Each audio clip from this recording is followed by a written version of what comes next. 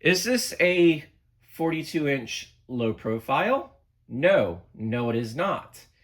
This is actually a 42-inch studio series. It is in the antique brass finish, paired with a set of walnut blades that are non-reversible, and it uses a 172 by 14 millimeter spinner motor. And if you're thinking to yourself, this little thing has a 172 in it, it sure as hell does. It's the only difference between this and the 52-inch model that I have explained before is literally the end bell is shortened for the 42-inch blades. Anyways, let's go ahead and take a look at the fan. So this one here has the Hunter logo stamped into the housing. And then there's the date code here, which I believe dates to the second quarter of 1998, or 1988, sorry. And then it's got a step switch housing, kind of like how you see on the, what is it, the Mayfair that has that. And then the Hunter pool fob I added for kicks, just to kind of, commemorate the fan being a Hunter, and plus it kind of looks nice on it. Anyways, we're going to go ahead and start off with the light. Light works, except for one bulb, which that bulb just burnt out probably yesterday. So I have to replace that, but the light works. And now we're going to start this fan on low, and I'll explain more about it. So this fan here is actually some Fanimation backlog. I got this fan from fellow collector Carter during the Fanimation group trip this past August. He actually picked this one up for me a while ago. I want to say earlier this year or something like that. He ended up saving it for me as I asked about it and said that I wanted this particular fan.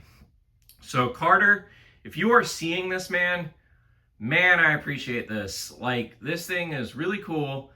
And I always have a soft spot for these weird, obscure 80s Hunter models. They're very unique to me.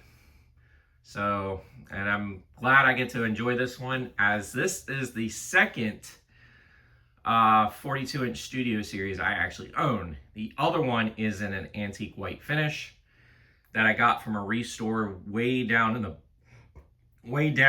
in the middle of bumfuck nowhere in South Carolina, near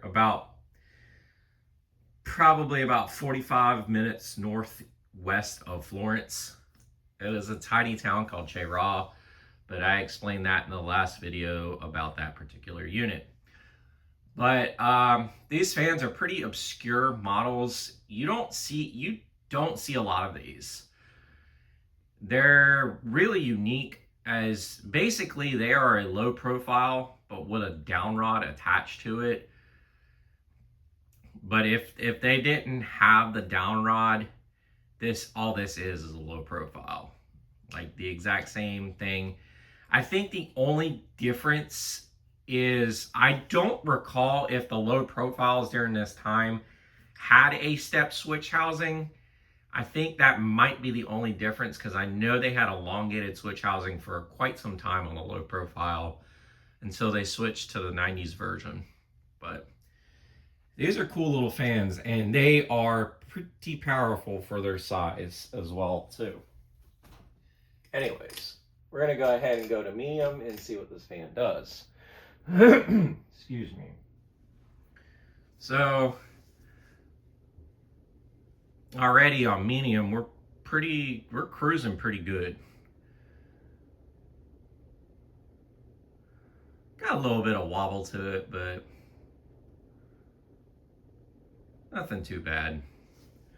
And it's the way these blades are. Hunters, I'll say one thing about Hunter. I do not like the rubber grommets they use on their fans at all. I think they suck.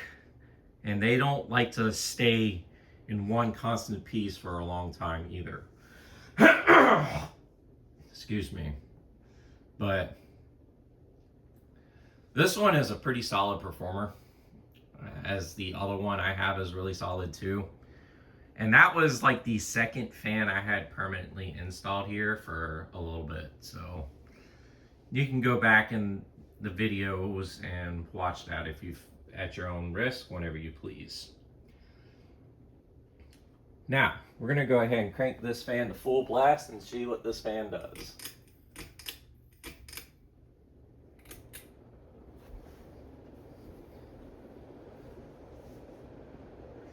And this thing rips on high.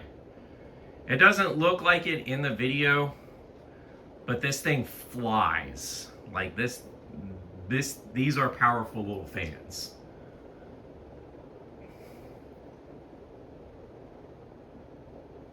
And I love the 80s look I kind of gave it with this light kit.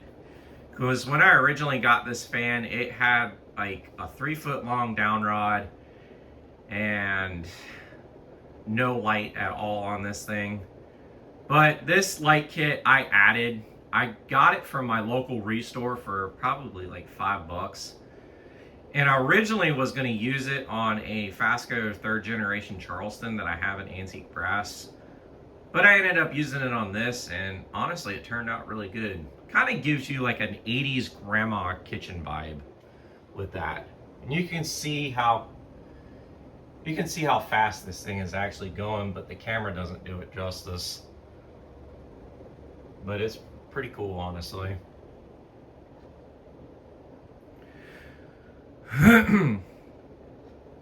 Anyways, we're gonna go ahead and just slow her down.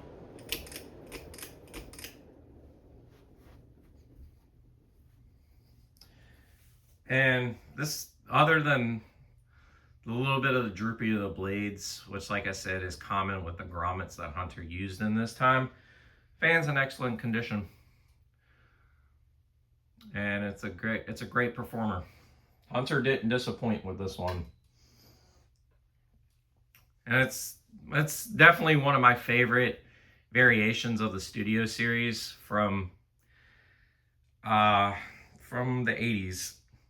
I'd love to find a 52-inch version of this with 4 blades like in the catalog.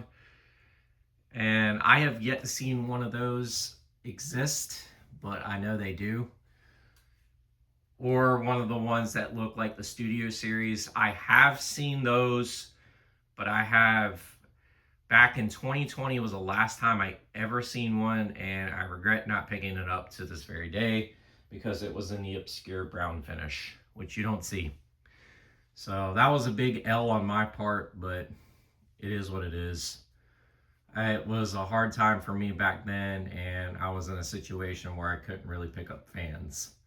So, but yeah, this thing exists. So if people were wondering, yep, the Hunter Studio series does come in a 42-inch size. Anyways, this is Ginger Fan Studios here. Don't forget to like, follow, and subscribe to the channel. You guys have a wonderful day and take care.